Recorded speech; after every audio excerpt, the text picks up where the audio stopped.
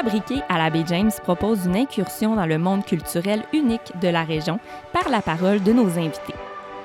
Le but est de démystifier et de faire connaître certains aspects qui se manifestent et qui se vivent différemment dans notre région et qui sont propres à sa vitalité culturelle. Moi, c'est Stéphanie Thompson. Et moi, Stéciane Oliver. Vous écoutez Fabriqué à la baie James, le balado.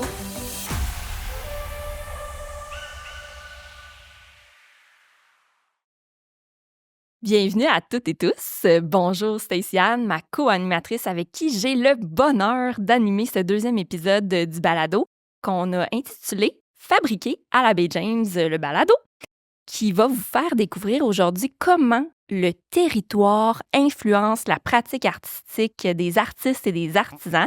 Je vais commencer par moi, étant artiste professionnelle. Moi, j'ai grandi à Laval et puis je me suis ramassée à Radisson en 2012, un lieu dont je ne connaissais aucunement l'existence. Je suis arrivée là en me disant que j'allais peindre. Je suis arrivée là en me disant « je veux vivre de mon art », mais j'aurais jamais pensé être happée par la nature, les paysages, la nordicité. Je connaissais pas ce coin-là. D'être en contact avec les animaux, les ours qui viennent sur notre balcon, les aurores boréales, tous les phénomènes qui sont propres au Nord, ça fait en sorte que toute ma démarche artistique est vraiment maintenant tournée. Je suis inspirée vraiment du territoire qui est le Nord. Je me demandais, toi, Stacy, comment le territoire est apparu dans ton travail artistique? Moi, en fait, bonjour, hein? T'étais beaucoup trop partie sur une belle lancée, je t'ai pas interrompue. Dans le fond, moi, c'est l'inverse de toi, en fait. Toi, tu dis, t'es partie de Laval, puis t'es arrivée à Radisson, puis là, t'étais émerveillée par ça. Moi, en fait, je viens d'ici, je viens de Lebel-sur-Quévillon. C'est quand je suis arrivée en ville que je me suis rendu compte que le territoire était important, puis que ça teintait ma pratique. Puis c'est quand je l'ai perdu, si on veut, quand j'ai perdu cette proximité-là avec le territoire, puis avec les saisons, avec tout. Tu sais, nous, ici, on est beaucoup plus, on vit plus au rythme des saisons qu'en ville. En ville, on fait plus abstraction, de ça. Fait que c'est ça. C'est quand je suis arrivée à Québec que je me suis rendu compte que c'était vraiment important, puis que c'est là que j'ai appris à on va dire, à le théoriser ou à le conceptualiser, mettons. Ah, c'est intéressant. Donc, la distance a un peu fait que tu t'es en fait rapproché C'est ça. d'où tu viens. Là, Puis c'est quand tu te distancies de quelque chose aussi que tu es capable d'en voir la différence ou de c'est ça, de le conceptualiser, en fait, d'apprendre, de mettre des mots sur cette dite chose-là qui est plus dans ton quotidien, tu sais. Ah, c'est excellent, c'est excellent. Puis je rebondis sur ce que tu dis, là. Dans le fond, aujourd'hui, on veut comprendre ce phénomène-là parce qu'on s'est rendu compte que presque la majorité des artistes et des artisans se laissent inspirer par où ils vivent, par ici, par la baie James. Donc, on veut vraiment comprendre pourquoi.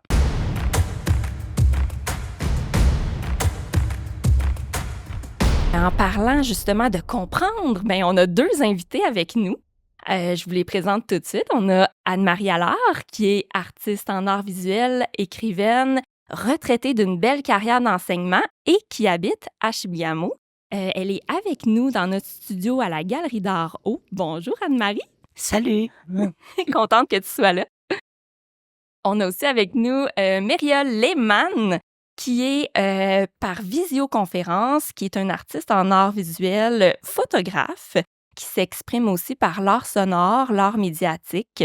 Il est né en Suisse, mais il vit au Québec depuis 40 ans. Bonjour, Myriole. Bonjour, merci pour l'invitation. Mais ça fait plaisir. On est tellement heureuse que vous soyez là. Je prends 2 petites secondes aussi pour vous dire que ce projet-là, ce balado-là, c'est le premier balado qu'on a la chance de faire, là, qui parle d'art, de culture à la baie James. Et puis, pour nous, c'est vraiment un signe qu'on a maintenant, on a une distance qui nous permet de s'observer puis de voir tout le chemin parcouru, tout ce qu'on a parcouru ensemble Alors, merci d'être à l'écoute, merci d'être là. On va commencer avec toi, Anne-Marie. On veut, pour les auditeurs, les auditrices, on veut savoir quel est ton parcours, qu'est-ce qui t'amène à ta pratique artistique actuelle? Bon, alors j'ai commencé le 31 juillet 1999 parce que mes filles venaient de me dire: «Maman, qu'est-ce que tu vas faire quand tu vas prendre ta retraite? Tu vas t'ennuyer, ça n'a pas d'allure». Ça, je pense que ça m'a piqué un peu. Là, je me suis dit: «Ben voyons, je me suis jamais ennuyée, pourquoi je commencerais à m'ennuyer?» Et le lendemain matin, quand je me suis levée, je me suis rappelé que lorsque j'étais plus jeune, j'avais écrit une pièce de théâtre, je devais avoir à peu près 12 ans, puis j'ai gagné un concours littéraire avec un conte de Noël, j'avais à peu près 15 ans, par ouais donc. Fait que là, je me suis dit: «Tiens, j'aimais ça écrire». Fait que là, j'ai commencé à écrire ce matin-là. J'ai pris des feuilles, un crayon, puis j'ai commencé à écrire un roman. Puis je savais pas pantoute où est-ce que c'est que je m'en allais, mais c'est pas grave, j'écris sans faire de plan de toute façon. Moi, je faisais les plans après avoir écrit des choses quand j'étais à l'école. Fait que c'est là que j'ai commencé à écrire. Puis après ça, j'écrivais pendant l'été, pendant les vacances de Noël, puis pendant la semaine de relâche. Puis le 1er août 2005, c'est là que j'ai commencé à faire de la peinture à l'acrylique. Je n'en avais jamais fait, mais ça faisait 3 ans que je lisais un paquet de livres, pour savoir comment faire, qu'est-ce qui était important, tout ça. YouTube n'existait pas dans ce temps-là? Oh, non, je faisais pas de recherche encore sur YouTube, en tout cas pas du tout. Fait que c'est là que j'ai commencé par une petite toile de 8 pouces par 10 pouces, puis il me semblait qu'elle était immense. C'était comme 8 pieds par 10 pieds. Fait que là, je commençais à mettre de la peinture dessus, puis là, j'étais toute énervée. Puis là, mon conjoint, il passait, puis il disait: «Pas grave, Anne-Marie, si t'aimes pas ça, tu mettras du blanc». Ah, ça me choquait. J'ai dit: «Il n'est pas question que j'ai perdu mon temps». Bon. Fait que là, puis je l'ai fini dans la même journée. Puis le 1er novembre 2011, c'est là que j'ai commencé à faire de l'aquarelle. Puis là, j'ai trouvé ça tellement difficile parce que là, avec l'eau, puis tout ça, aïe! Là, je me disais: «Voyons, c'est quoi cette affaire-là?» Ça m'a pris du temps avant de comprendre. Fait que c'est comme ça que je faisais. Ou ben non, je faisais de l'acrylique une semaine, ou ben non, je faisais l'aquarelle une autre semaine parce que c'était pas pareil. Puis j'écrivais à travers tout ça. Oui.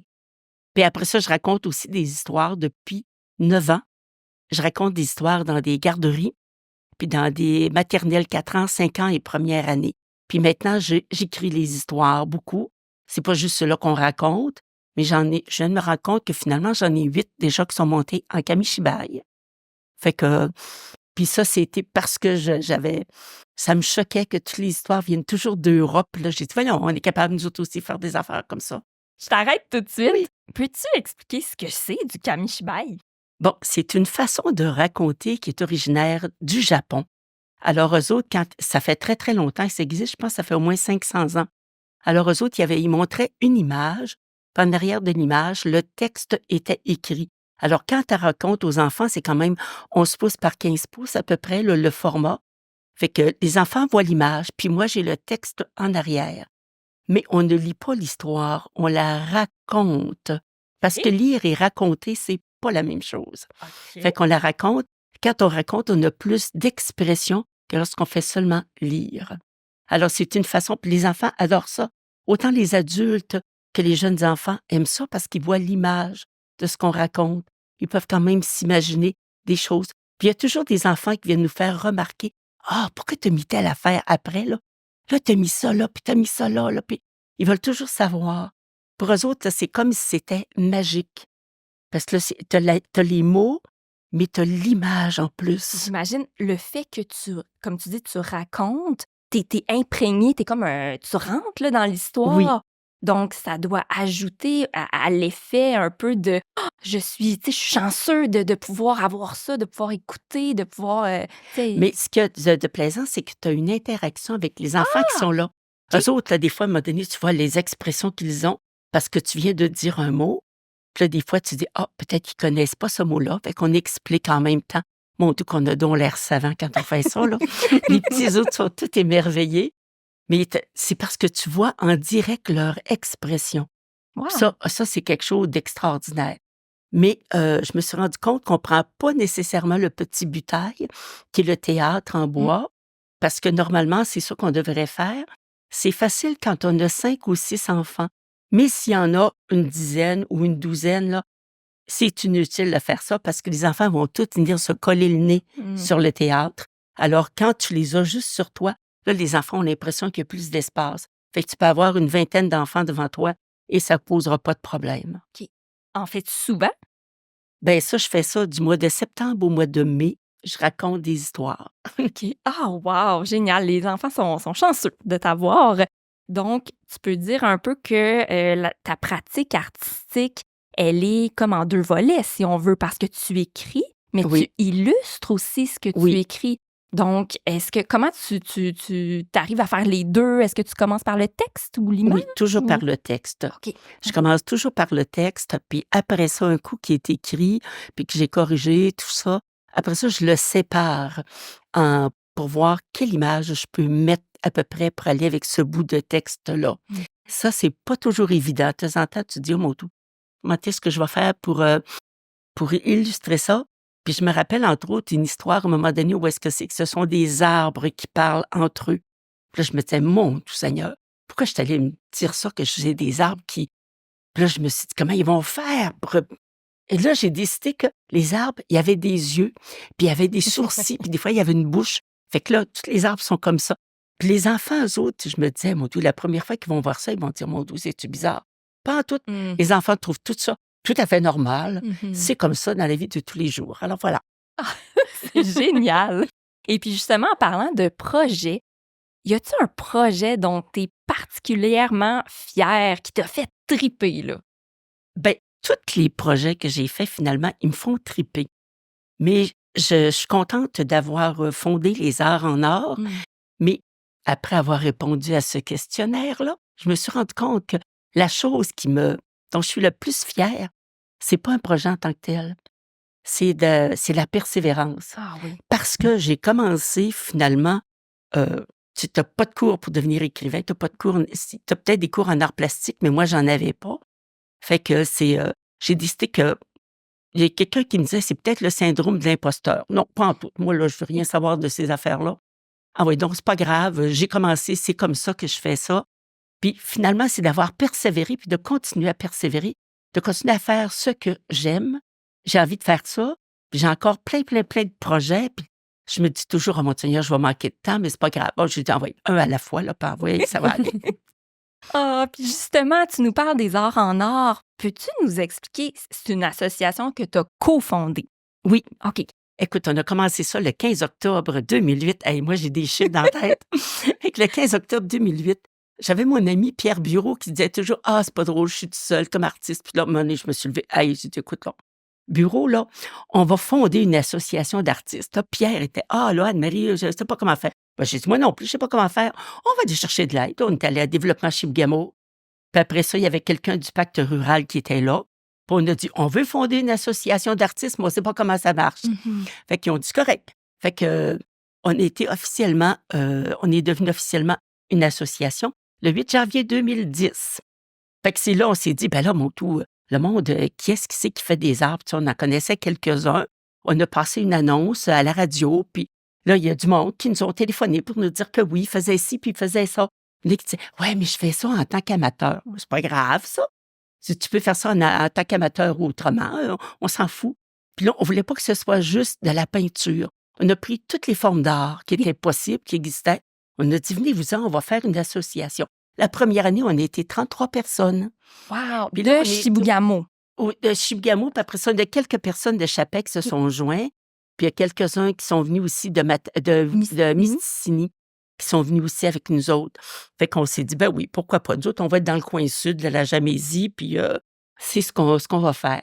Fait qu'après ça, la première année, on a fait un salon des arts en or. Fait qu'on ne savait pas non plus comment c'est qu'on allait monter ça. Il fallait demander des subventions. On n'avait aucune idée comment ça fonctionnait. On s'est dit, c'est pas grave, on va apprendre. Bon.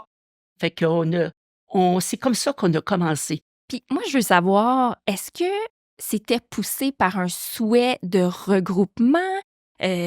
Faut le dire, là, c'est la première association de ce genre-là, là, dans la région. Là. Vous êtes vraiment pionniers. Non, il y en avait eu une petite avant, semble-t-il, en 2002-2003. Puis ça a duré à peu près 18 mois. Puis quand on a parlé de faire une association d'artistes, tout le monde nous a dit, ben voyons donc. Ça dure 1 an, 2 ans, puis après ça meurt. Bon, là. Ben, nous autres, on a dit, ben, ça mourra pas. Bon. Fait que Aujourd'hui, combien d'années? Ça fait 15 ans. Fait que bon, C'est bon. on n'est pas mort, pas du tout. Il y a des gens, entre-temps, qui étaient dans notre groupe qui sont décédés. Il y en a qui ont déménagé ailleurs. Il s'est passé toutes sortes de choses dans la vie des gens. Mais on Votre, est encore là. votre motivation de départ, là, c'était quoi exactement? Qu'est-ce qui manquait? Qu'est-ce qui manquait? Bien, nous autres, on voulait faire des expositions. Puis moi, je me disais, il y a plein de monde qui doit faire plein d'affaires. On n'en entend pas parler. Puis je pense que c'était de les faire connaître puis de les faire sortir de leur sous-sol.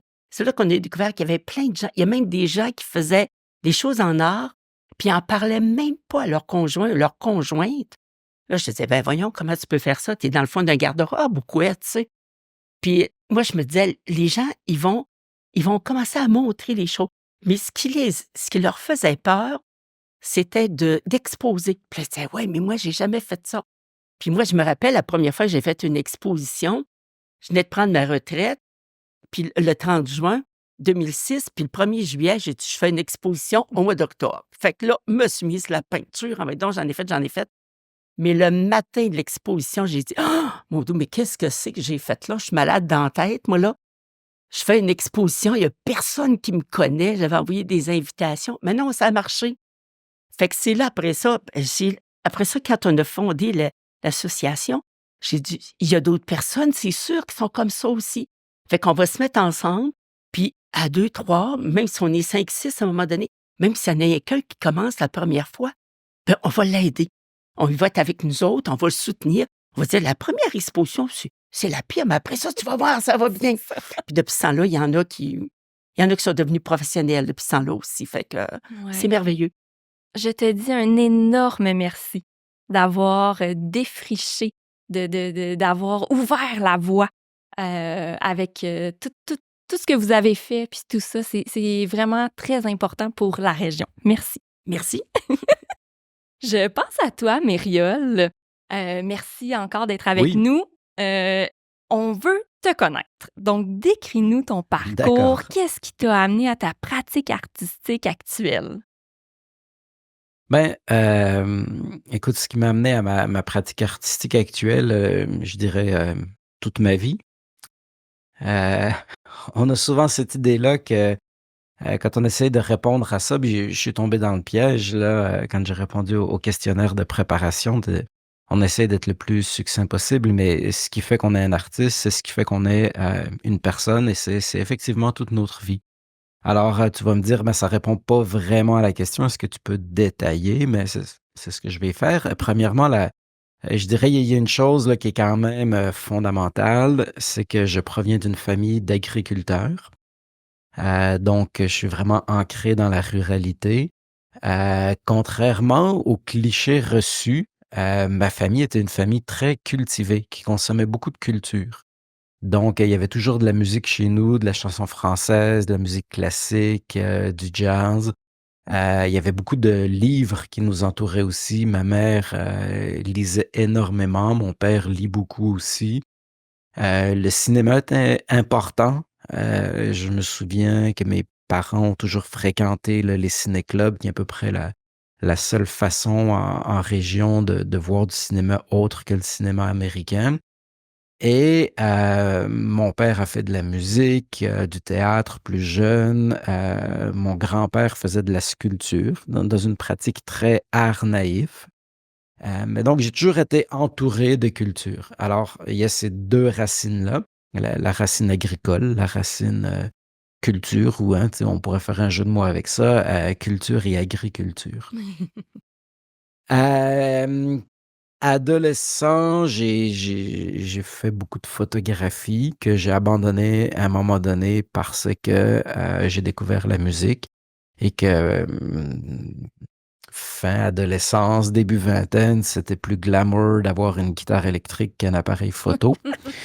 Euh, J'imagine que ça devait avoir plus de succès avec la gente féminine. Probablement une mauvaise raison comme ça, mais j'ai comme laissé la photographie de côté, donc je me suis destiné à devenir musicien. J'ai fait des études au cégep d'Alma en musique. Et puis, après mes études, j'ai déménagé à Québec, et à peu près une dizaine d'années après mon arrivée à Québec, euh, j'ai été engagé par Avatar, qui est un centre d'artistes de Québec spécialisé en art sonore et en art électronique. Et je me suis rendu compte qu'il y avait là tout un univers qui me parlait vraiment. Donc, c'était ma rencontre avec l'art actuel. Je t'arrête 2 Et un peu une secondes. révélation, je dirais. Oui, Est-ce que tu peux nous expliquer c'est quoi l'art actuel? oui. Alors, l'art Comment tu le actuel, définirais? oui. Alors, au Québec, traditionnellement, c'est le mot qu'on va utiliser pour art contemporain. Donc, spécifiquement, c'est toutes les pratiques artistiques autour des arts visuels qui arrivent à partir des années 60. À partir des années 60, il y a comme une rupture hein, avec les... Il y a l'arrivée de l'art conceptuel, par exemple, les pratiques de la performance, des arts médiatiques, etc. Puis il y a une rupture avec les beaux-arts. Et il y a cette arrivée dans le monde occidental où on dit, dorénavant, on va appeler ça de l'art contemporain parce que c'est contemporain de notre époque. Et on veut aller plus loin que toute la notion de virtuosité qui pouvait être associée aux beaux-arts, donc à la sculpture et à la peinture. Et l'idée n'est plus d'être un virtuose. D'ailleurs, cette idée-là, par exemple, elle existe encore en musique. Mais l'idée, c'est un art des idées. C'est les idées qu'on met de l'avant. Au Québec, il y a une rupture entre art contemporain et art actuel. Art actuel, ça vient du réseau des centres d'artistes autogérés. C'est-à-dire qu'encore là, dans les années 60-70, quand on a eu l'arrivée de ces formes d'art-là, ces formes d'art-là, elles ne conviennent pas aux galeries privées. Elles ne conviennent pas non plus aux musées. Si on a une pratique dématérialisée, comme la performance ou l'art conceptuel, ça ne se vend pas dans une galerie, puis c'est difficile à gérer dans un musée. En tout cas, les musées ont trouvé des moyens, mais à l'époque, c'était plus complexe. Et il y a eu cette volonté donc de marquer une rupture avec ça. Alors, partout ailleurs dans le monde, on utilise l'expression art contemporain, mais au Québec, quand on parle d'art actuel, on parle des mêmes pratiques, mais vraiment des pratiques qui ont lieu dans le réseau des centres d'artistes autogérés. C'est des pratiques qui sont vraiment très indépendantes. C'est des pratiques, il n'y a pas Tout le monde a bien compris qu'il n'y avait pas d'argent à faire, donc on n'essaye pas de vendre quoi que ce soit. Ça donne une certaine forme de liberté de création aussi. Alors, c'est toutes ces pratiques-là là, d'art contemporain, mais qu'on retrouve davantage dans des lieux qui sont gérés par et pour les artistes. C'est aussi la forme d'art qui est majoritairement là, dans les arts visuels soutenue par les différents conseils des arts. Ça s'est institutionnalisé d'une certaine façon, parce qu'avec le temps, c'est tout le temps ça qui arrive, mais c'est quand même une pratique dans laquelle il y a beaucoup de liberté. Bien, merci. Je pense que c'est important de mettre des mots là-dessus parce que ici, dans la région, c'est pas nécessairement une pratique courante, là. Non. On apprend. Non, ben c'est ça, c'est qu'en fait, c'est qu'ici, on n'a pas encore, on va dire, les connaissances ou les mots pour parler de tout ça. Puis je pense que c'est bien de le nommer, puis de le faire découvrir à nos auditeurs aussi, là. Exactement. Je pense qu'il y a une chose qui est importante aussi quand on parle d'art actuel. Je vous parle tantôt beaucoup de rupture. Hein? Alors, comme s'il y avait une guerre. Là. Cette guerre-là, elle a un peu disparu avec le temps. On retrouve maintenant des artistes qui vont faire des expos dans des galeries privées et qui vont faire également des expos dans les centres d'artistes, donc qui ont comme un pied dans les deux mondes. On n'est pas dans deux blocs qui ne se parlent pas. Mais évidemment, tu sais, si on parle, par exemple, je ne sais pas moi, de peinture figurative, c'est pas nécessairement des choses qu'on retrouve en art actuel. Encore là, je vous dis ça, mais je pense à Martin Bureau. Ce qu'il fait, c'est très figuratif. On reconnaît tout à fait les choses et c'est un grand nom dans l'art actuel. Fait encore là, il n'y a pas de frontières claires et précises. Et comme souvent dans le monde de l'art, il y a beaucoup de zones grises qui demandent des nuances. Mais en fait, c'est que chaque modèle, on va dire, commercial qui va exposer différentes parties même du travail d'un seul et même artiste. Tu sais, dans une galerie marchande, tu vas avoir peut-être des estampes qui vont être en résonance avec des sculptures. Au musée, tu vas avoir justement ces installations-là, ces sculptures-là. Il y a tout un système, en fait, en arrière des arts actuels pour le supporter. que nous, on connaît pas, qu'on n'a pas ici, mais qui vient supporter justement toutes ces phases-là, toutes ces formes-là d'art qu'un jour, on va peut-être avoir. C'est sûr. Oui. Puis si on revient, Myriol, à ta pratique à toi, un peu, si tu peux continuer un peu de nous expliquer ta pratique Oui, et puis nous parler peut-être d'un ben, projet. oui. Alors, donc, si on revient à ma pratique, vous l'avez dit en présentation, là, je travaille principalement comme photographe. C'est beaucoup pour ça qu'on me connaît et comme artiste sonore. Et ça, c'est très drôle parce qu'il y a des gens qui me connaissent comme photographe, d'autres comme artiste sonore. Ils font pas vraiment le lien, mais ils comprennent bien qu'il n'y a pas deux Myriol Lehmann au monde. Donc, ça donne souvent l'occasion des drôles de quiproquos. Puis, ah, OK, tu fais du son aussi, je savais pas, etc. Mais donc, je travaille quand même beaucoup en photographie. C'est je dirais, la forme que j'utilise le plus souvent. Ben, parlons de projet, par exemple, pour illustrer tout ça. Hein, des fois, il n'y a rien de tel que de parler de projet. Un projet, je pense, qui représente bien mon travail, c'est Rang Saint-Isidore. C'est une installation photographique que j'ai présentée au Centre Bang à Chicoutimi en 2022.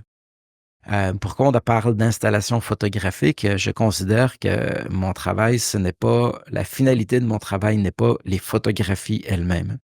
Alors, si par exemple, on va voir une expo de peinture, habituellement, on va parler, chaque tableau est une œuvre en soi. Pour moi, l'œuvre, c'est l'ensemble des 24 photographies et textes qui sont présentés dans l'espace, auxquels se joignent certains artefacts comme des pintes de lait et des balles de paille. Donc, quand on parle d'installation, il y a donc le dialogue qui existe là, entre chacune des photos, entre ces différents objets, entre l'espace, la façon dont ils sont disposés dans l'espace et évidemment le spectateur, la façon dont il se déplace dans l'espace d'exposition puis qu'il fait des liens entre toutes ces choses-là. Donc, la Une autre chose scénographie est très importante. Oui, exactement, exactement. Il y a vraiment un travail de mise en espace et pour que tout ça soit vu comme un tout et non comme une série de morceaux individuels. L'autre chose aussi qu'on peut nommer avec ça, donc je vous ai parlé d'images et de textes, donc il y a 12 photos, mais il y a 12 courts textes aussi. J'ai beaucoup travaillé sur les notions de documentaire critique, c'est-à-dire un documentaire qui amène le spectateur à réfléchir. Donc, critique dans le sens de amener une réflexion plutôt que dans le sens de chialer sur quelque chose. La nuance est importante. Et dans la pratique du documentaire critique, très souvent, le texte vient contextualiser la photographie. Donc, je m'inscris dans une pratique où il va y avoir dans l'histoire de la photographie, des gens qui ont un point de vue que la photographie est un langage universel, que tout le monde, en regardant une même photographie, comprend la même chose. Moi, je m'inscris davantage dans une pratique qui dit que la photographie n'est pas universelle, que ça dépend de notre contexte culturel et que chaque personne va lire des choses différentes dépendamment de notre contexte culturel.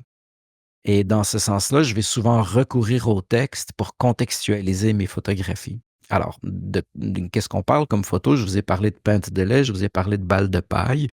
Je vous ai dit que je venais d'une famille d'agriculteurs. Moi, je m'intéresse beaucoup aux transformations qui se sont passées et qui se passent encore dans le monde rural depuis les années 50.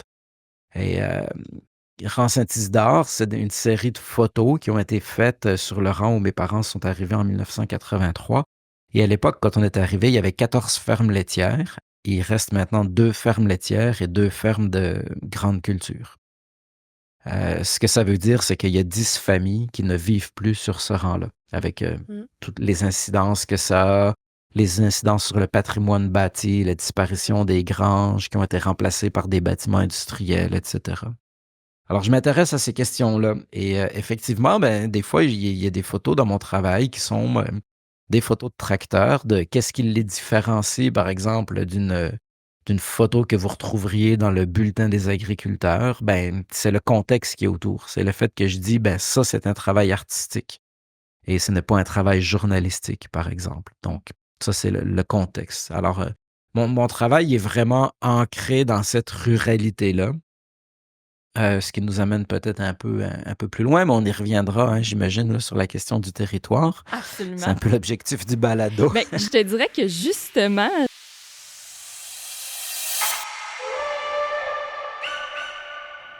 on embarque dans le vif du sujet.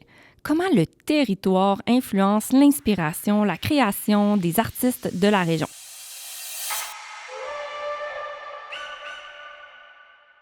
On n'a pas vraiment de tracteurs ici. C'est pas tant peuplé de tracteurs. Il y en a.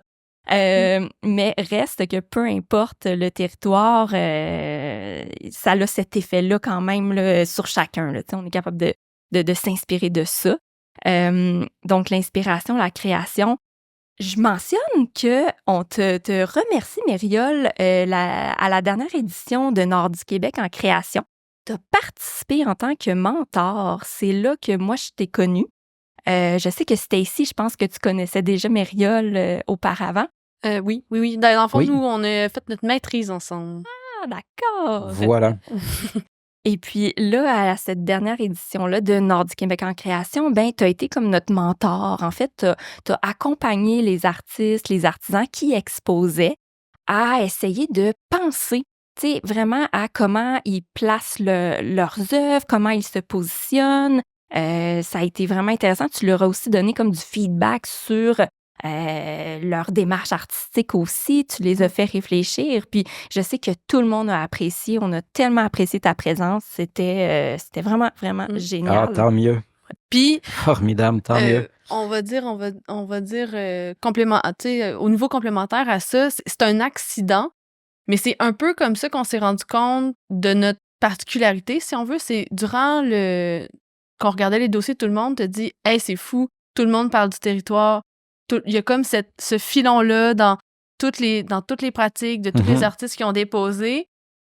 Puis c'est un peu, ça a comme allumé une étincelle, cette affaire-là, de dire ouais, ben finalement, on a peut-être quelque chose à nous. C'est à force de faire rentrer des gens de l'extérieur dans notre univers qu'on se rend, ça revient un peu à ce que je disais tantôt, qu'on se rend compte de notre différence puis qu'on est capable de la nommer. Je pense que sans toutes ces petites étincelles-là qu'on a allumées là, dans les, je sais pas, 4 dernières années, qu'on travaille beaucoup, de plus en plus ensemble, par visio, par projet, par toutes sortes de trucs comme ça. Sans toutes ces petites étincelles-là, on ferait pas ce balado-là. Exactement. Je suis très d'accord. Puis qu'on puisse Mais- en parler aujourd'hui, là, tu sais. Si on parle du territoire, il y a une notion quand même importante que je pense pas avoir nommée plutôt ou vaguement, là, mais quand les gens me demandent d'où je viens, d'habitude on me demande ça à cause de mon accent, évidemment. Moi, je réponds toujours que je viens du lac. Là, bien évidemment, ça répond pas à leur question parce que j'ai pas un accent du lac. Mais moi, mon identité, c'est vraiment le lac Saint-Jean. Alors, j'ai beau être né en Suisse, j'ai beau avoir habité, le plus longtemps que j'ai habité dans une ville, c'est Québec, où j'ai habité pendant 25 ans. J'habite maintenant à Montréal. Je suis clairement pas de Québec, clairement pas de Montréal. Moi, je viens du lac. Et cette notion-là, là, vous allez me dire, hey, Maria, là, le lac, là, c'est le sud là, pour nous autres. Là. Mais le lac, c'est quand même pas pire le nord. Tu sais, le lac, c'est quand même la Boréalie. Oui. C'est ce qui fait que quand je vais en Abitibi ou quand je vais en Gamésie, comme je suis allé là, pour l'événement dont vous venez de parler, moi, je suis à la maison. Là. Puis là, vous allez me dire, ben là, c'est pas tout à fait la même chose quand même. Je fais comme, mais j'ai vu pas mal de places dans le monde, mais quand je suis dans le Nord, je me sens chez moi. Il y a 2 semaines, j'ai accompagné une équipe de tournage. J'ai filmé des images de drones des sables bitumineux dans le nord de l'Alberta. Pour différentes raisons, on est à la hauteur de la baie du Thson, donc on est beaucoup plus haut que la baie James, mais à cause des enjeux de différents enjeux climatiques, là, c'est vraiment le même type de climat que l'Abitibi, je dirais. Puis à peu de choses près, le nord du lac Saint-Jean. Puis je suis arrivé là, j'étais à la maison, des épinettes, c'est OK, mais je sais où on est. Fait que ça, c'est une chose quand même importante dans mon identité comme artiste. Là, cette boréalité-là là, est vraiment quand même pas de la même façon que vous, parce que moi, je suis un boréal agricole, puis je sais bien que l'agriculture en Gamésie, ça s'est arrêté. Là. Fait que vous avez pas de tracteur, mais Le vous moins. avez des vannes de bois. Oui. tu sais. Mais ça reste qu'il y a quand même des certaines affinités, un lien lié avec la notion d'éloignement. Quand on est en région aussi, je veux dire, tu parles au monde de Montréal, tu leur dis le lac Saint-Jean, tu pourrais leur dire Tombouctou, ça ferait à peu près le même effet. C'est comme... Il y a juste les Français qui veulent aller là parce qu'ils espèrent voir des ours et des aurores boréales, mais tu sais, pour le monde de Montréal, c'est vraiment loin le lac Saint-Jean. Ouais. Là. Fait que il y a de ça. Mm. Mais là, je m'égare un petit peu parce que tu voulais arriver au segment 2, donc je suis quand même un on est élève quand même, discipliné. Segment 2, j'ai vu la question numéro 5, tu sais, quelle place occupe le territoire dans ma pratique artistique? Ben, j'en ai déjà dit beaucoup, Ouais. mais en fait, c'est au cœur de mon travail. Tu sais. Puis donc, moi, j'ai rencontré Stéciane en faisant ma maîtrise en arts visuels à l'Université Laval. Puis en fait, la question du territoire, c'était la question de mon travail de maîtrise, de mon mémoire de recherche. Et c'est vraiment, comme photographe, c'est là que ça se passe, mais comme artiste en général. C'est mon lien avec le territoire, et le territoire est la chose qui m'intéresse. Comme par exemple, il y a à peu près jamais d'être humain dans mes photos. Pour différentes raisons, mais notamment parce que ce qui m'intéresse, c'est de voir de façon plus large. Et quand on met des êtres humains dans les photos, parce que comme espèce, on est tellement centré sur nous que c'est tout ce qu'on regarde et on s'occupe plus du reste. Donc, j'ai réglé le cas assez rapidement. Je ne mets plus d'êtres humains. Par contre, on voit les traces qu'ils laissent sur le territoire, on voit leur présence à travers différentes choses. Mais c'est vraiment ce territoire-là qui m'intéresse et qui m'interpelle. C'est très intéressant. Tu vois, ça, c'est une particularité de ton travail. Tandis qu'Anne-Marie nous disait, elle, que le territoire, pour elle, c'est l'aventure. Oui, c'est l'aventure. Moi, je suis originaire du lac Saint-Jean, Alma. Puis, on est monté en 1973 pour venir enseigner à Chibougamau parce qu'ils ouvraient une polyvalente. Et je me rappelle qu'il y avait 140 kilomètres de gravel pour venir. Puis, on était avec mon père. Puis là, je demandais à mon père, « T'es sûr qu'il y a quelque chose au bout de cette route-là? » Mon père dit, « Oui, je te garantis qu'il y a quelque chose. » Puis mon chum et moi, on voulait louer une maison centenaire à Chibougamau. Fait que quand on est arrivé sur la 3e rue, mon père, il dit, « Regarde, ça, c'est les plus vieilles maisons de Chibougamau. » Ben, je dis, « Ben, voyons donc, elle est comme la maison qu'on a chez nous. » Mon père, il dit, « Oui, la maison a été construite en 1953. Et c'est la date de la naissance de Chibougamau. » Alors voilà, c'est comme ça que je suis venue, c'est l'aventure. Puis j'avais l'impression presque d'être comme un coureur des bois. Mon Seigneur, tellement pas finalement. Mais c'était vraiment l'aventure. Puis moi, je dis toujours que c'est l'aventure avec un grand A. Puis ça me fait sourire parce que tu disais tantôt que quand tu prends des photos, il n'y a pas de personne dessus. Mais moi, je fais la même chose. Quand je prends des photos des voyages que je fais, c'est le ciel, c'est les arbres, c'est l'eau que j'ai photographiée, mais il n'y a jamais de personnage dessus. Puis tout le monde me dit, « T'es bien drôle, où est-ce que vous êtes sur la photo? » Ben, j'ai dit, « Moi, je suis derrière la caméra, c'est pas grave. » C'est ça qui m'intéressait. Ah, c'est intéressant. Mais dans ton travail, toi, tu personnifies beaucoup les animaux, les arbres, Maintenant, oui. à travers tes Avant contes pour ça, je enfants. le faisais pas. Avant ça, je faisais pas ça. Mais c'est à force d'écrire des histoires, parce que c'est pour ça que j'écris l'histoire en premier, puis là, après ça, je me dis, « Oh mon Dieu, je suis allée me mettre ça, moi là, ça va être compliqué, comment je vais faire ça? » Puis c'est comme ça que j'ai mis des figures sur les arbres que j'avais dessinés, parce que c'était des arbres qui se parlaient entre eux. Fait qu'ils ont des yeux, ils ont des bouches, ils ont des sourcils, ils ont des mimiques. Fait que, mais finalement, je me dis toujours, moi, j'écris, puis après ça, je me dis, oh mon Dieu, qu'est-ce que je suis allée faire là? C'est la même chose quand j'écris un roman, parce que, comme je dis, je fais pas de plan au point de départ. Je sais qu'est-ce que je vais mettre au début, mais je sais jamais trop comment ça va finir. Puis je me dis, pas grave, je vais trouver entre-temps. Puis des fois, je suis en train d'écrire, puis là, je suis rendue à la page 102, puis là, je me dis, merde, tu sais, que je suis allée faire là? J'ai bifurqué.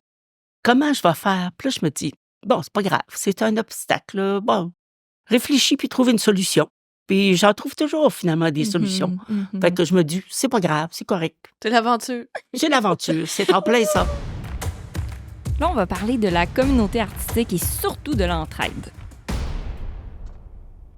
ça me permet de vous dire, tu sais, quand on veut se voir, c'est l'aventure, là. Oui. Parce qu'ici, à Matagami, quand on veut se voir à Chibougamau, c'est un bon 5 heures de route, là. Ouais, Fait que ouais. ça fait en sorte que je fais un lien avec la grandeur du Mhm. territoire de la baie James.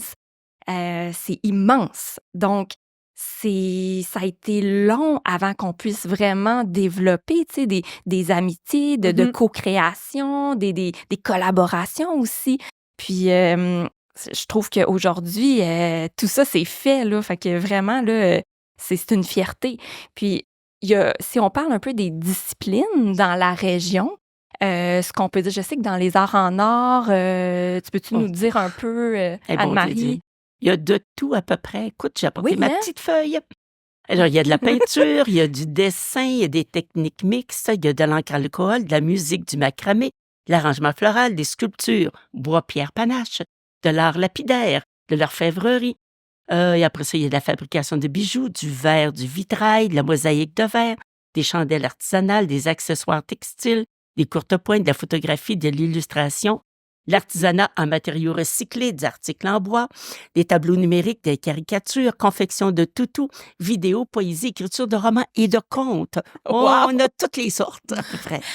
Et ça continue. Oui. Puis, je me demandais, vous, comment vous vivez cet isolement-là? Parce que oui, on a créé des liens et tout ça. Myriol, toi aussi, quand tu travailles dans des régions comme ici ou au Saguenay, comment ça se passe pour vous, l'isolement? Est-ce que c'est un plus? Est-ce que ça vous aide? Comment ça se passe? Je sais même pas si je peux dire Je- que je je- vis en isolement, moi. Ouais. Je sais pas. De toute façon, moi, Ah ben, quand je suis chez moi... et je voulais te passer la POC. Ah oui? Mais là, je voulais te passer la POC parce que je me suis dit, ben, tu sais, je vais faire le tour en 4 mots, puis je vais laisser Anne-Marie parce qu'elle le vit bien plus que moi, mais je trouve ça intéressant ce que tu me dis. Je peux rebondir sur cette affaire-là. L'isolement, pour moi, c'est un faux point de vue sur la région. Mhm. Oui, Mhm. Je pense qu'on est plus isolé en ville qu'en région. tout Là, à vous allez me fait. dire, explique-moi ça, là, ça, c'est pas clair. Alors, C'est comme les 2 régions choses. éloignées. Hein, quand les gens disent qu'on vit en région éloignée, moi, je vis pas en région éloignée, c'est les autres qui sont éloignés de moi et non pas Ah, l'inverse. moi, je dis ça aux Français pour leur accent quand ils me disent que j'ai un accent. Mais complètement hors sujet. Ce que je veux dire, je m'explique, c'est que quand tu es en région, par exemple, moi, effectivement, là, je suis très proche du milieu des arts au Saguenay-Lac-Saint-Jean. Quand on est en région, on n'a pas le choix de se tenir les coudes, Mhm. d'être C'est vrai. ensemble. Ouais. On peut pas travailler chacun de son côté. Puis il y a une autre chose aussi, c'est qu'en région, on est solidaire. Quand on arrive en ville, on peut se débrouiller tout seul, mais c'est surtout qu'il y a toujours une forme de compétition. Oui. Mhm. Et puis, ce que ça fait, c'est que c'est bien correct d'aider quelqu'un, mais en même temps, tu sais, je sais pas, moi, dans X centres d'artistes, là, il y a 8 expos par année, il y a 300 personnes qui Mm. déposent des demandes. Fait qu'il y a toujours une forme de compétition qui ne se vit pas du tout de la même manière en région. Alors, l'isolement, il est très différent. Et le nombre de fois que je me suis senti tout seul dans une immense ville, je pourrais vous raconter la fois où je suis arrivé à Tokyo, se sentir tout seul dans une ville dont la population correspond à la population du Canada, alors que je vais être dans le fond du bois à Saint-Nazaire, mais on est toute une gang de monde ensemble. Mm. Alors, c'est très surprenant, ça. On est en masse capable de s'isoler au milieu du monde, de Oui. la même façon qu'on est capable d'être ensemble dans des petits groupes, mais Ouais. Mhm. Mais on est ensemble, pour clairement vrai, davantage ensemble. Oui, c'est c'est ça. ça. Parce Oui. que, tu sais, nous, dans le fond, c'est ça. Puis c'est souvent quelque chose qu'on répète. On n'est pas encore, parce qu'on n'a pas les systèmes comme en ville, on n'a pas les centres d'artistes, on n'a pas de galeries reconnues, on n'a pas ci, on n'a pas ça. Ben, on n'a pas le choix de se tenir encore plus pour continuer de se traîner vers le haut, puis un jour remplir les petites cases du ministère, tu sais. Ouais. Mais tu sais, moi, ce que ça me dit, c'est que justement, on a la chance Ben de oui. bâtir Ben oui. tellement de choses qui n'ont jamais été faites. Mhm. Si on pense, par exemple, ici, la galerie d'art Ben où oui. on est, la première galerie dans la région, Mhm. tu sais, ça s'est fait vraiment avec beaucoup de passion et, et de temps et d'énergie. Ouais. Beaucoup, beaucoup. Donc, Ben, ouais. tu sais, on parle des centres d'artistes. Il y a une chose qui est super importante à comprendre, là, c'est que quand les premiers centres d'artistes ont été fondés dans les années 70, à la base, là, ce que c'était une communauté d'intérêt. Mhm. Et là-dedans, il y a le mot communauté. C'est-à-dire qu'on avait un groupe d'artistes ensemble qui avaient des pratiques qui ne pouvaient pas diffuser dans des lieux qui étaient les lieux qu'il y avait en place, comme les galeries commerciales. Puis ils se sont dit, ben nous, on va se mettre en gang, on va se louer un local, puis ce local-là va servir à produire nos œuvres, parce que ça prend bien des ateliers, et à les diffuser. À la base, c'est ça. Puis ça, il ne faut jamais l'oublier. Alors, Mhm. avec le temps, il y a des gens qui ont oublié ça, hein. Et puis, on est devenu avec des centres d'artistes très institutionnalisés qui lancent des appels de dossiers. Puis, comme je disais, ben, il y a 300 propositions pour 8 cases horaires dans l'année. Et ça fait qu'on a un peu oublié ça. Et j'entendais tantôt Anne-Marie parler de son expérience à Chibougamau. Je vous entends, vous, parler là, de ce que vous êtes en train de mettre en place. Et dans le fond, c'est exactement ce que vous faites. Et d'une certaine manière, je vous trouve extrêmement chanceuse de pouvoir faire ça, c'est-à-dire de retourner à ces racines-là qui sont d'avoir une communauté qui travaille ensemble pour s'entraider. Ce qui, pour moi, est la notion fondamentale d'un centre d'artistes.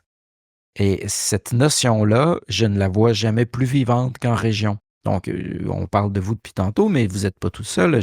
J'arrive de la Gaspésie. J'étais en Gaspésie toute la fin de semaine, la longue fin de semaine des Fêtes du travail pour les rencontres internationales de la photographie en Gaspésie. Vastévague, qui est là-bas, fait exactement la même chose. On peut parler de Bang au Saguenay. On peut parler de ce que Panache, à l'heure actuelle, est en train de mettre en place sur la Côte-Nord. On peut parler de ce que Excentré est en train de faire en Beauce.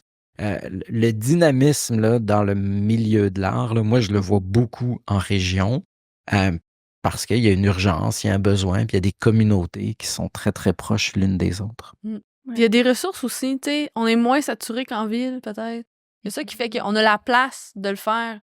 Montréal, Québec, ben, ça vient que, c'est ça, t'as pu, on va dire, ça reste une entreprise, si on veut, là, ça reste un organisme. Puis à un moment donné, ben, tu satures. Nous, ici, on a cette liberté-là encore. Ouais. Il y a un autre exemple, tu sais, par exemple, le Calque a des ententes territoriales avec toutes les régions du Québec, y compris la baie James. À Montréal et à Québec, ces ententes territoriales-là sont pour des projets précis qui ne sont pas dans les villes. Alors que vous, en région, vous pouvez avoir accès à des bourses uniquement qui sont réservées à votre région. Ce qui fait qu'au lieu d'être un dossier parmi, je ne sais pas moi, 70-80 dossiers en art visuel, ben vous avez deux avantages. Le premier, c'est que c'est un jury multidisciplinaire qui vous évalue, puis ça vous donne une grande liberté dans ce que vous pouvez proposer. Puis le deuxième avantage, c'est qu'il y a beaucoup moins de personnes qui vont déposer des dossiers. Ce qui fait des... Je présume là, des taux de réussite beaucoup plus élevés, mais les gens de Montréal et de Québec ne savent pas ça, mais s'ils le savaient, ils déménageraient tous en région parce que vous dire à quel point les gens de Montréal se plaignent de comment c'est difficile d'avoir une bourse du Calque, comment il y a tellement de gens qui appliquent et peu d'élus, etc. Mais les régions, elles ont ce truc-là qui donne une chance et que moi, je trouve ça tout à fait juste. Hein. Je ne suis pas en train de dire qu'il y a une injustice là-dedans, là, mais je trouve qu'au contraire, c'est essentiel pour s'assurer de la vitalité artistique des régions. En tout cas, moi, j'en parle des bourses toujours que... à mes amis de Montréal, puis j'en parle des maisons pas chères, là, puis à date, personne qui a déménagé encore. Non, mais il faut pas parler des bourses aux amis de Montréal, il faut parler des bourses aux amis de la Jamésie. Il faut que les gens de la Jamésie profitent de ça. Ceux de Montréal, laisse-les avec leurs problèmes. À part toi. On veut que tu viennes. Là, voilà, mais moi, je viens du lac. Ça compte. Je viens du lac, c'est bon ça. C'est bon, c'est bon. Mais Ah. oui, c'est vrai qu'on a beaucoup d'avantages. Tu sais, oui, on chigne souvent sur nos petits problèmes, là, mais on a beaucoup, beaucoup, beaucoup d'avantages parce qu'on a la liberté. Le seul petit désavantage que je peux dire, c'est qu'on est peu à porter tant de projets. Ouais. On a l'énergie, on a tout, mais on est quand même peu. Si on regarde, là, si on réfléchit tout haut, là, le nombre d'artistes professionnels ou émergents dans la région peut dire que peut-être Je pense qu'on a assez de doigts. 15 maximum. Il y en a au moins 15. Au Ah, moins. mais Au moins. attends un petit peu. Ouais. Attends un petit peu, là, au prorata. tu sais, Mhm. Ouais, vous c'est êtes ça. C'est ça. 15 artistes. Oui. Puis là, si je regarde tous ceux qui sont impliqués, si je mettais les mêmes taux d'implication, par exemple, à Québec, ils n'auraient pas de problème à trouver du monde sur leur conseil d'administration, là. C'est vrai. C'est ça. Sûr. Tu sais, C'est ça. Oui, c'est sûr encore qu'au- là, au- tu sais, non, ce que je peux voir peut-être, tu sais, une chose qui est peut-être plus difficile pour la région, c'est que moi, j'ai toujours dit que de l'art, ça ne se fait pas en vase clos. Mhm. Euh, on a besoin d'être stimulé, on a besoin d'être challengé, on a besoin d'avoir des gens qui nous inspirent et on a besoin d'avoir des gens avec qui échanger et discuter pour voir les choses autrement. Ça, comme artiste, pour moi, c'est essentiel. Et j'avoue que vous êtes peut-être tanné de vous parler entre les 15. Tu sais. Alors ça peut être un enjeu. J'imagine que c'est pour ça que vous m'avez fait venir à la Belle l'année passée, pour avoir un peu de sang frais. Mais sérieusement, c'est peut-être la seule limite que je vois. Et encore là, il y a quand même de la mobilité. Déjà, on comprend que Montréal est beaucoup plus proche de la Gamésie que la Gamésie est de Montréal. Hein. Donc, vous, ça vous fait pas peur de faire la route, déjà. Ça, c'est une chose. Et puis, évidemment, ben, tu sais, maintenant, Internet se rend. En tout cas, j'espère. Jusqu'à Oui. pas longtemps, Internet ne se rendait pas dans le rang chez mes parents. En tout cas, il y avait juste Internet, le truc téléphonique, là, avec le modem qui buzz. Hey, là. on a la fibre, nous. Nous, on est Euh, hot. C'est ça, mais avec la fibre, tu sais, ça permet des zooms, ça permet plein de choses, ça permet quand même. Et en fait, je vais vous le dire, même moi comme artiste, euh, j'interagis avec des photographes un peu partout au monde. Là. Je suis pas juste avec ma gang ici que j'habite. Là. On est rendu dans un autre monde, donc ça s'est beaucoup étendu. Ça s'est beaucoup c'est plus facile maintenant d'être en contact avec des artistes qui nous ressemblent. Alors, les communautés dont je vous parlais, comme les centres d'artistes, il y a des communautés virtuelles maintenant. Moi, j'ai toute une série de contacts sur Instagram. On s'inspire mutuellement, on échange, on s'envoie des messages, etc., puis qui vont m'aider à ne pas être dans ma bulle. Mhm. Oui, c'est sûr que cette distance-là, c'est ça exactement, ça a cet effet-là. Mais il y a une chose quand même qui reste, qui est difficile, je trouve, vous me direz, c'est peut-être l'élargissement des disciplines, des différentes disciplines. Tu sais, on n'a pas beaucoup d'art de la scène, d'art vivant, de cirque. Je sais pas comment Ah, ça c'est une bonne chose. pourrait. Moi, j'haïs ça, le cirque. Mais moi, j'aimerais ça en voir ici, puis je me demande quand est-ce que quelqu'un va partir? Mais tu sais, un jour, ça va arriver. Tu sais, je veux dire, on parle d'un horizon de, il y a, disons 15 ans avec les arts en or, là, que ça a vraiment commencé à bouillir, là, cette affaire-là. Fait que le cirque, ça va venir. Les arts de la scène, ça va, ça vient, ça dépend des... Tu sais, on en parlait dans le premier épisode avec Stéphanie. On dépend beaucoup des gens qui sont ici. Les gens vont, les gens viennent. Oui. Puis ces disciplines-là vont et viennent avec... Il y a certaines modes aussi dans les pratiques on va dire de loisirs culturels. Là. Nous, on dépend beaucoup de ça. Puis le loisir finit par se professionnaliser. Puis il y en a un crinqué qui revient un moment donné, tu sais.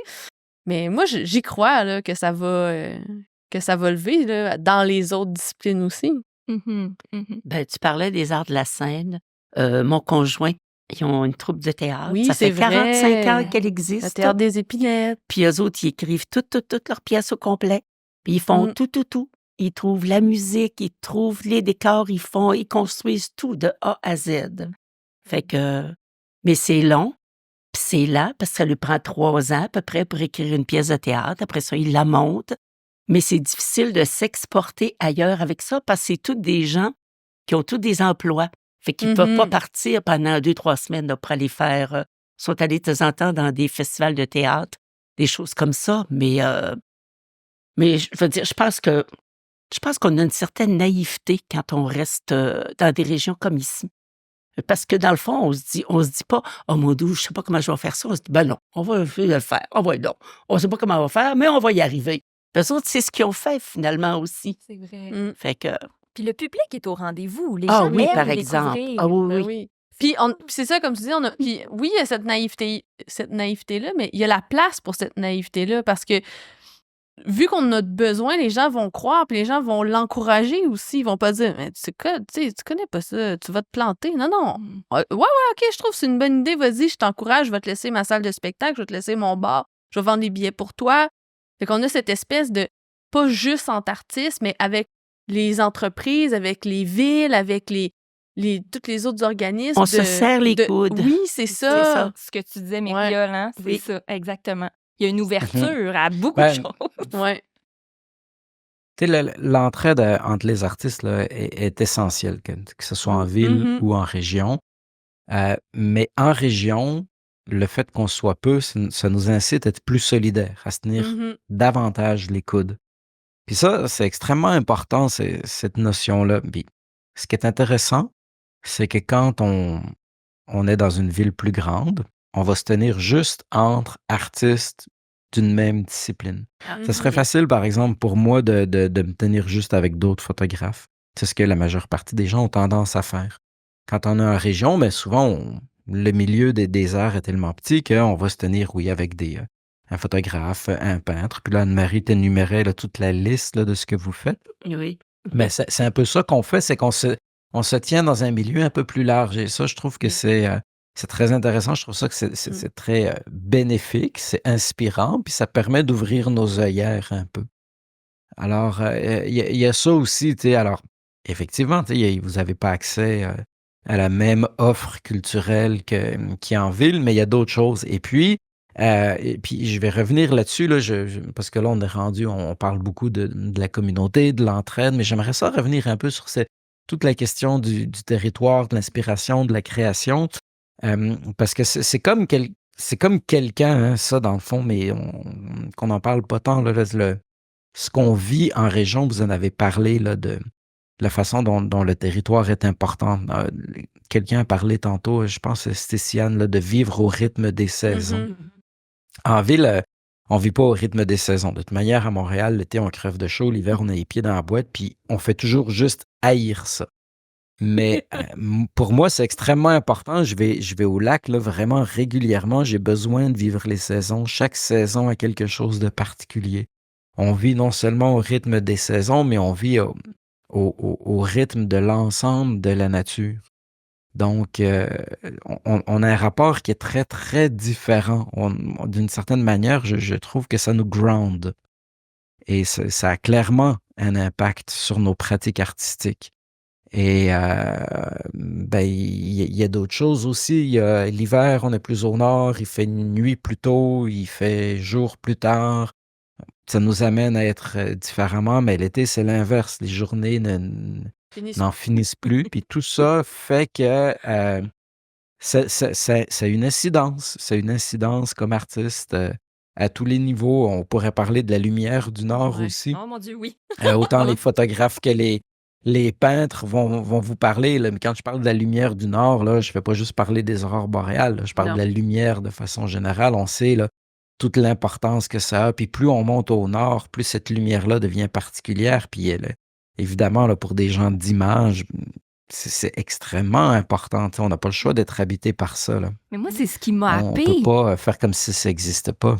C'est vraiment cet aspect-là, la lumière. La lumière, elle est blanche, mais blanche chaude. En ville, il y a comme toujours une espèce de brouillard un peu, si mais on veut, voit dans moins le le ciel aussi. On le voit moins, mais la couleur du ciel, Ouais, elle est différente. toujours comme un peu une légère fumée, si on veut. Ouais. Tandis que à Radisson, par exemple, on est au 53e parallèle. Mm. Le bleu du ciel est cristallin, c'est une pureté, là. Moi, je m'ennuie de voir ça. Ici, à Matagami, on n'est pas encore assez au nord pour avoir accès à ça. Puis c'est ce qui, moi, a teinté toutes mes œuvres. C'est vraiment comment aller chercher cette couleur-là, se laisser inspirer par ça. C'est unique, absolument unique. Ouais. Bon, à Lebel, ils ont pas tant vu le ciel Non. non plus l'été passé, mais c'est une autre question. Non, pas tant.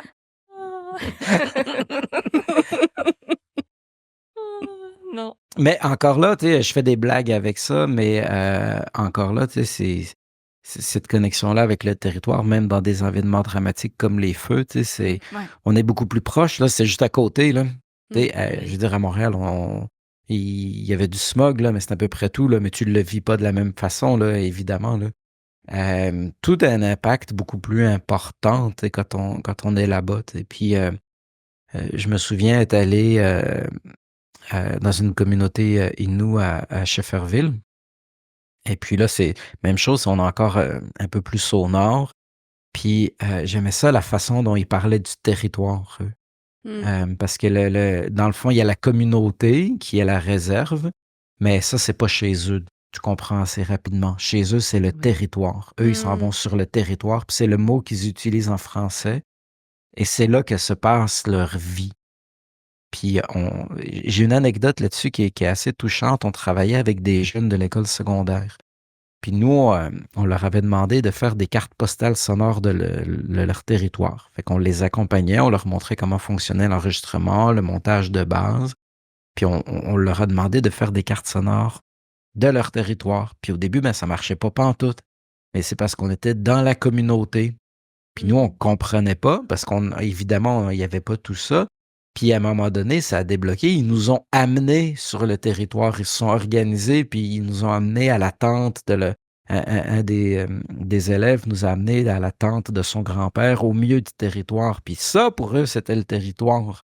C'était le C'est ça. bois, là, c'était dehors. Puis c'est là que ça a débloqué. Puis là, il y avait plein de sons, là. Il y avait le son du feu, il y avait le son, on était à la période de la chasse, donc il y avait le son des fusils, etc. Puis là, il y avait leur imaginaire, c'est tout ouvert.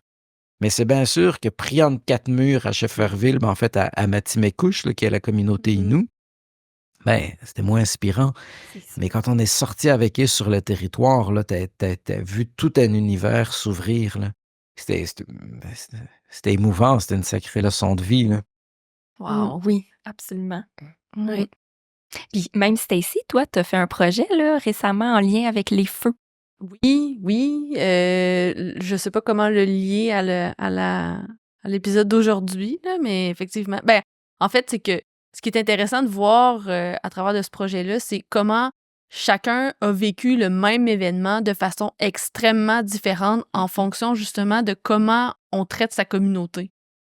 Mettons, comme ici, Matagami, vous avez pas été évacué, puis ce que vous nous avez dit, c'est ben nous, on était la communauté d'accueil. On a accueilli les gens, on les a nourris, on a pris soin d'eux. Fait que vous aviez vraiment une vision différente de cet événement-là que, par exemple, Radisson, qui, eux, se sont sentis complètement abandonnés. Tu sais, eux, moi, j'ai trouvé ça tragique. Je ris, mais c'est tragique. Quand on m'a dit, on a senti que c'était la solution. Ça fait longtemps qu'on veut se débarrasser de nous autres, puis là, il y avait la solution. C'est terrible. Terrible. Qui ont été capables de mettre ça en mots.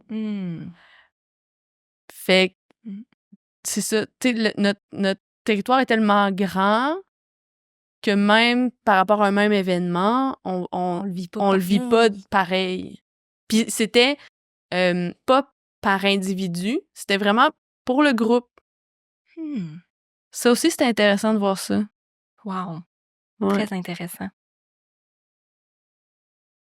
Je vous laisserai un peu le mot de la fin.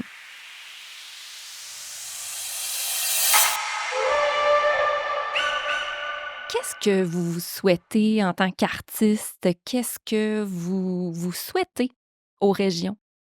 Anne-Marie? Ça doit être l'émotion. Qu'est-ce que je nous souhaite en tant que région? Eh mon doux Seigneur!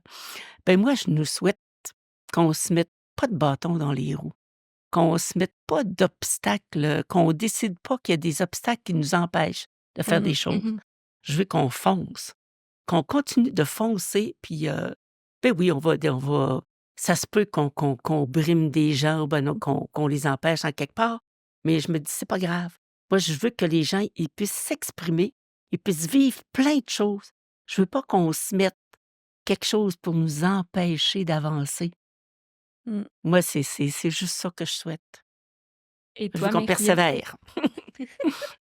Mais ouais, je vois que vous avez fait un très bon choix éditorial parce que clairement, Anne-Marie et moi, on est sur la même longueur d'onde sur bien des choses. Moi, je vous dirais, j'ai comme une formule, là, je vous souhaite, je sais pas, mettons nous, hein, on va être inclusif là-dessus, je nous souhaite une révolution tranquille. Et je vais m'expliquer là-dessus. La révolution tranquille, ça a été la prise de conscience des Québécois d'une fierté, qu'ils étaient capables de faire les choses eux-mêmes, puis qu'ils étaient plus sous le joug des Anglais et de l'Église. Et donc, j'ai cette image-là. Et en fait, ce que je souhaite aux gens des régions, c'est justement cette fierté-là qui permet d'avoir confiance en soi, d'arrêter de penser que parce qu'on est en région, on n'a pas la même valeur que les artistes qui sont en ville. Puis je dis ça, hein, mais c'est le syndrome qui est partout, puis qui est d'ailleurs, tu sais, c'est pas juste au Québec. Tu sais. Il y a cette idée de la France où, pendant très, très longtemps, si tu n'étais pas à Paris, tu ne pouvais pas envisager une carrière professionnelle en musique, en littérature, en quoi que ce soit. Tu sais. Puis ici, Montréal a longtemps monopolisé aussi. Et ça l'est encore, évidemment, parce qu'il y a des spectateurs, parce qu'il y a plein de choses, mais je vois de plus en plus une fierté des artistes qui sont en région. Ouais. Et je m'amuse beaucoup aussi de voir les urbains, depuis la pandémie, vouloir retourner en campagne. Ils sont pas encore prêts à aller à Lebel, Stéciane. Tu as du travail à faire. La Tu pas campagne, pas trouvé trop les loin. arguments. Mais Fait c'est qu'on pas la comprend que campagne ici. 2-3 heures de Montréal, non, c'est pas la campagne. Puis d'ailleurs, la question de la distance est fourbe parce que Gaspésie, là, c'est 12 à 14 Ouais. heures de Mais trajet. ils Là. vont pareil. Les gens, ils y vont parce qu'il y a la mer. Fait qu'il Ouais. C'est y a ça. quelque chose à travailler. Là. Moi, en tout cas, je sais pas. Là, Bay James, il y a la mer aussi. Là. C'est juste peut-être moins la plage. Ah, ça serait surprenant. Ça On serait a surprenant. beaucoup de On a beaucoup de plages. belles plages. Ouais, effectivement. Blague à part, c'est ça, tu sais, ça m'a toujours agacé cette façon-là de concentrer le monde juste à une place. Pour moi, il y a une question de diversité qui est extrêmement importante. Alors, euh, en région, on fait les choses différemment, Mm. puis c'est très correct. C'est juste différent. C'est pas mieux, c'est pas moins bien. Est-ce que c'est plus difficile? À certains égards, oui. À d'autres égards, c'est plus facile. J'ai aucune vrai. gêne à dire qu'à certains égards, être en région, c'est plus facile. C'est Pour vrai. d'autres, c'est plus difficile. On va pas tout mettre ça, tu sais, plus beau que ça l'est, là. Mais c'est juste tout ça pour dire que c'est simplement différent. Et donc, embrassons nos différences, puis arrêtons d'être gênés de nos différences. Tu sais. Ouais. Puis je dis pas que vous vous êtes gênés, je pointe pas ça systématiquement vers les personnes qui sont à la table ronde. C'est pas l'idée, c'est d'une façon plus générale, j'ai parfois cette impression-là, qui est peut-être une fausse impression, puis je l'espère, mais je pense que c'est assez juste. Mais je pense qu'au contraire, on a toute une fierté à avoir dans nos régions et avec nos particularités. Et aussi le fait, ce qu'on fait comme art, ça nous ressemble parce qu'on habite ces régions-là. Puis ça n'a pas à être comparé à un art qui est fait par quelqu'un qui habite en ville parce que c'est pas les mêmes choses qui vont le stimuler, le motiver, l'amener à telle ou telle pratique. Alors, c'est sûr qu'il y a peu de chances en ville que tu te concentres sur la lumière du ciel. Tu sais, déjà, il faudrait voir le ciel à travers les buildings et à travers le smog. Fait que Ouais. ça se peut que tu travailles sur d'autres questions. Elles ne sont pas plus valides parce que tu habites dans une capitale ou une métropole. Non. Puis tu sais, quand tu parles de ta révolution tranquille, je pense qu'on est en train de la vivre tranquillement. Je pense qu'elle commence cette révolution-là parce que, ben, de un, on a de plus en plus les institutions gouvernementales qui sont de notre bord, tu sais, avec la décentralisation, puis bon, tous leurs beaux programmes pour ramener les gens en région. Puis de plus en plus aussi, on commence là, justement à avoir cette fierté-là d'être en région, puis de développer une identité. Puis on le voit aussi avec le tourisme, ils veulent des produits régionaux, ils veulent connaître notre culture, ils veulent Nous rencontrer. nous rencontrer. Mhm. Fait que je pense que cette petite révolution tranquille-là, ben, elle a commencé, tu sais. Bien, bien d'accord. Absolument. Ouais. Puis c'est vrai que longtemps, mais tu as raison de dire que au niveau des institutions, je pense que quand on a commencé à avoir accès aux bourses, quand on a Mhm. commencé à avoir accès au prix artiste de l'année, Mhm. ça fait pas longtemps que nous, on a ce prix-là là, dans la région. Non. Donc, on a développé cette fierté-là, cette reconnaissance-là. Et puis, les gens, maintenant, nous le demandent. Comme, par exemple, c'était ici notre projet Nord en Lumière sur lequel Ouais. on a participé avec le groupe Neurone et une autre artiste, Emmanuelle Gendron. Ça a été porté par une entité qui travaille dans les écoles. Puis, Mhm. ils sont venus nous chercher en tant qu'artistes pour faire vivre aux élèves vraiment une aventure artistique. C'était tellement intéressant, là, tu sais, Ouais. c'est comme nouveau aussi, là, parce que moi, c'est dans mes premiers projets que je fais ici de cette nature-là. Puis de pouvoir entrer dans les écoles, d'aller rencontrer les jeunes, Mhm. ça redore comme un peu le pouvoir de l'art. Tu sais, Ouais. ça nous rend... Ouais. ouais. Mais je pense que ça vient aussi beaucoup des efforts qu'on fait depuis 4 ou 5 ans de travailler ensemble, d'établir des liens. On a la table culturelle nordique qu'on a depuis je sais pas combien d'années, mais qui commence vraiment à bouillir, là. Mhm. Il y a comme on a laissé, si on veut, cette espèce de morosité de on n'est pas capable, puis bah, c'est ça qu'ils veulent, puis pour avoir vraiment quelque chose de bouillonnant, là, puis ça va continuer de bouillir, là. Oui. Puis on a de l'aide, parce que tu le Ouais. disais tantôt, faut cocher les petites cases, Ouais. mais de plus en plus, on se rend compte qu'on fait changer les petites cases, choses. oui. Ouais. C'est ça. C'est Ouais. des victoires, Oui, là, vraiment. tu sais. Parce que oui, bon, notre territoire est particulier, on l'a tout expliqué, tu sais, mais on arrive à maintenant se faire entendre, Mhm. se faire écouter, puis avoir la reconnaissance qu'on doit avoir. Ouais. Puis je me demandais, toi, Stacy, si tu réponds à la question, qu'est-ce que tu te souhaites en tant qu'artiste? Qu'est-ce que tu nous souhaites aussi? Ben, que ça continue. Tu sais, on est vraiment sur une. Moi, je pense qu'on est sur une belle lancée. On a des moments plus difficiles, on a des beaux coups comme des échecs. On danse, c'est ça, avec tout ça, tu sais. Puis moi, j'y crois, là. On va réussir, là. Vous allez voir de plus en plus d'œuvres et de projets créatifs collaboratifs. C'est ça, ouais. Alors, sur ce, Anne-Marie Allard, Oui. Mériole Lehmann, c'était un plaisir de vous avoir et merci à ma co-animatrice encore pour ce beau travail-là. Alors, on se dit bien à la prochaine! À la prochaine! À la prochaine. À la prochaine. À l'animation et à la réalisation, c'était Stacy Ann Oliver et Stéphanie Thompson. À la production, Stéphanie Brousseau pour fabriquer à la Baie James le premier balado culturel régional. Ce balado est produit par l'administration régionale Baie James, réalisé grâce au soutien financier du ministère de la Culture et des Communications en partenariat avec la ville de Lebel-sur-Quévillon.